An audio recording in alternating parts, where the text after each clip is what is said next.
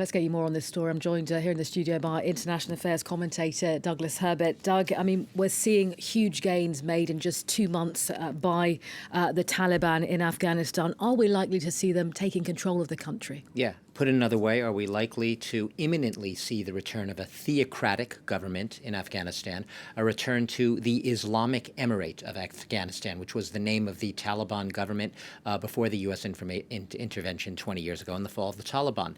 Look, the red warning lights are flashing red just about everywhere you look here. You mentioned the attacks on high government officials, Afghan government officials by the Taliban in recent days, this latest one. You have the Taliban, in recent months, their swift advance across Afghanistan. We talked about them gaining rural districts, a lot of districts in the north. There is now fierce fighting in the south, west of the country around key cities in Herat, in Kandahar, around Lashkar Gah, in Helmand province.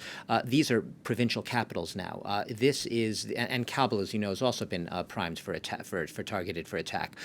So they are really now going for broke, so to speak. This is no longer just about getting little villages in the rural heartland.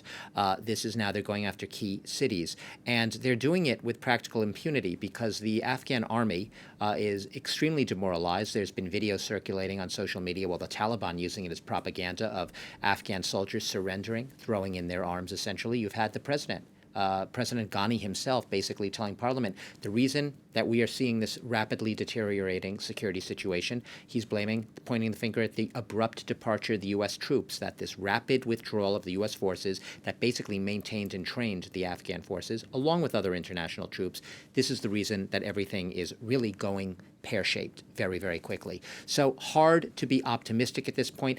Technically, there's still a peace process going on in Doha. Their last session was in mid-July, but the fact of the matter, even the Biden administration is having trouble putting a positive face on those talks. And many critics just see them as a farce altogether, that the Taliban are not really keen on talks. They're actually striking deals with warlords on the ground, the critics say, in Afghanistan. That's what they care about. Those are the deals they're looking for. I mean, you made reference there, Doug, to the speed, the pace at which this is going. Urban warfare, of course, a clear concern of the UN Security Council, no less, who are meeting once again this Friday, of course, following talks last month. I mean, what can they actually do, if anything, to kind of halt this rapid advance by the Taliban? Well, what the Afghan government is hoping that this session will do, and I'll note that this is the first time that the UN Security Council has met on Afghanistan specifically since it's a top item on the agenda since June.